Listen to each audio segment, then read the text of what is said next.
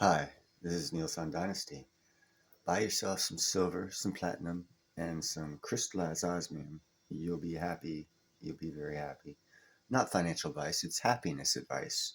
You won't be happy without it as you will be with it. How's that? And be kind, helpful, and grateful. It's better than being a jerk. That's why I'm telling you buy silver, platinum, and crystallized osmium. I'm being kind, helpful, and grateful. It's a good assets to have. But that's not what this is about. This is about an hour-long program from China Truths, because I don't want to be plagiarizing like the Harvard University president did before she got fired after much protest of her being fired for plagiarizing 47 times or something like that. But anyhow, that's not what this is about.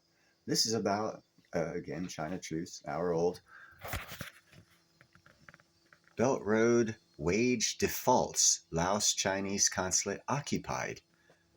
Whatever his name is, SU7 copied Porsche. Well, I don't care about that. They steal all our stuff.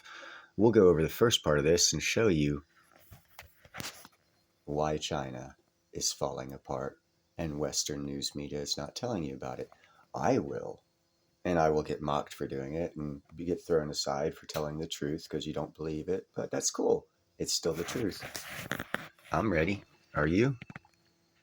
Belt and Road wage defaults commonplace. Laos Chinese consulate reportedly occupied. A recent disclosure by a verified user on a Chinese social media platform, identified as a national mechanical manufacturing engineer, national senior political work engineer, has ignited significant attention and debate. Specifically, during an African project executed by the China State Construction Engineering Corporation 5th Engineering Division, purportedly Section 9 of the Guinea-Mali Railway Project, the failure to pay wages led to local workers arming themselves with AK-47 assault rifles and demanding payment. As a result, the company promptly dispersed the owed wages on the same day. Okay, first off, pro guns.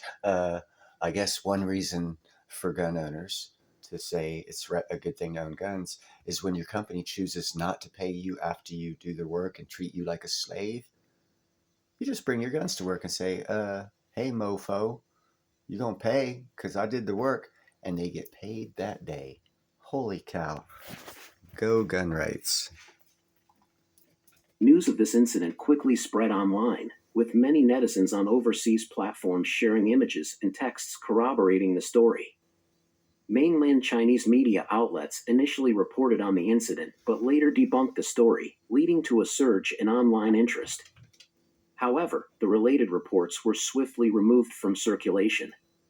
The China State Construction Engineering Corporation 5th Engineering Division, as it is formally known, has been active in the overseas market for more than 3 decades, according to its official website.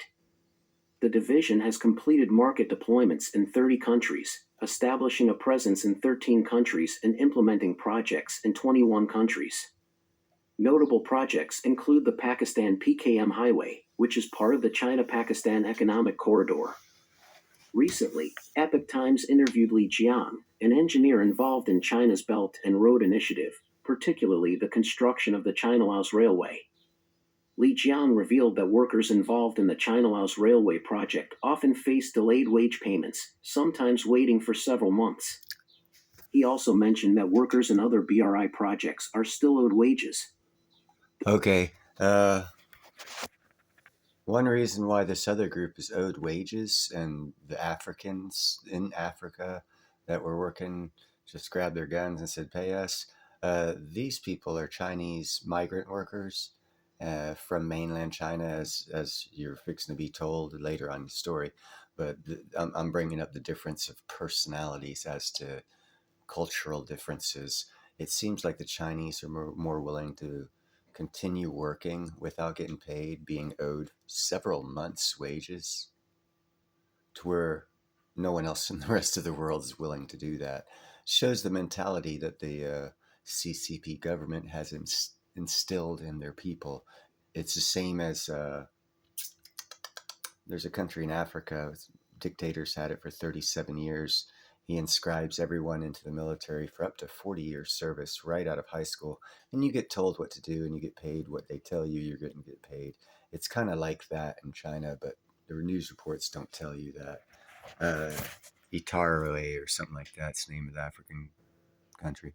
The China Laos Railway project has been subcontracted multiple times, and the migrant workers employed by lower tier subcontractors face significant risks and hardships. These workers, primarily from mainland China, often experience wage arrears. During the construction of the China Laos Railway, migrant workers protested against the wage arrears, occupying company project departments and even the Chinese consulate in Luang Prabang, Laos. The central government, infuriated by the situation, blamed the leaders of the involved state owned enterprises for not resolving the issue. The wage arrears problem was eventually settled through compromises on both sides. Li Jiang also expressed dissatisfaction with the Chinese government, stating that during the pandemic, workers were not paid during collective training periods and had to rely on their savings to survive. He described the government as very bad and too evil for not providing any subsidies. The working conditions were described as extremely demanding, with no weekends or holidays and only a few days of leave per year to visit family. Workers had to work over 300 days a year, with shifts lasting more than 10 hours a day, which Li Jiang likened to the treatment of cattle and horses. The China Laos Railway opened on December 3, 2021, after 5 years of construction and an investment of $5.9 billion, equivalent to one-third of Laos' economic output. There were concerns that this massive investment would trap Laos in a debt crisis, as 60% of the project's funds, approximately $3.5 billion, came from loans provided by the China Export-Import Bank, leaving the small country with over $1 billion in debt.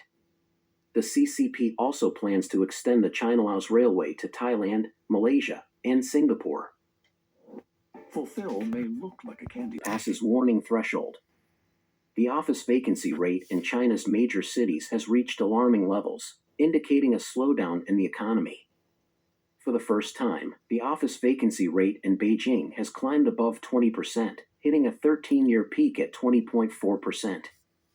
This increase in vacant... I'm not sure if you know what that means, but when they show these big cities with all these high rises, what that 24% vacancy rate means is if you see 100 sky rises, 25% of them, or 25 out of the 100, are unoccupied. That means they're not getting paid.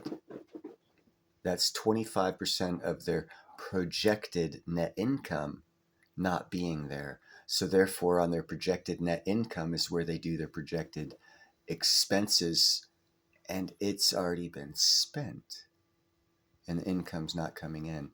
They've got major problems in China, people. Office space is attributed to companies moving their headquarters away from Beijing, downsizing, or reducing their office space, leading to a lack of demand for office rentals. As a result, more office spaces are being vacated than filled. The struggling office building market suggests that China's economy is experiencing a downturn. Office building prices and rents have dropped to what they were a decade ago, and the trend is not only failing to reverse, but is worsening. This is true even in top-tier cities like Beijing, Shanghai, Guangzhou, and Shenzhen. In Shenzhen, the situation is dire across its three core districts, Futian, Luohu, and Nanshan, with significant drops in average transaction prices from their peak levels. Similarly, in Beijing, famous business districts like Zhongguancun and Yizhuang are seeing vacancy rates above 20%, with some areas exceeding 30%. Shanghai, known for its strong market, is also facing over 30% vacancy rates in many office buildings. Despite a large supply of new high-end office buildings, the net absorption rate is declining. Man, I don't know how much more clear to put it. He just threw out numbers there, 25 to 35% decline in rent. Okay, look at it like this, if it doesn't hit you in the head. You're a landlord, you have 10 properties. 3 of those properties aren't paying you rent.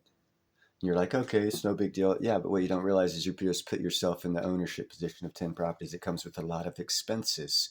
And it also comes with your lifestyle. So if 30% of your income gets taken away and you still have to pay for it, is that an economic problem for you? Now imagine you have 1.4 billion relatives with you. Does that let you know how big a problem China's in? Just to bring it down to the family size. Have a good day, guys.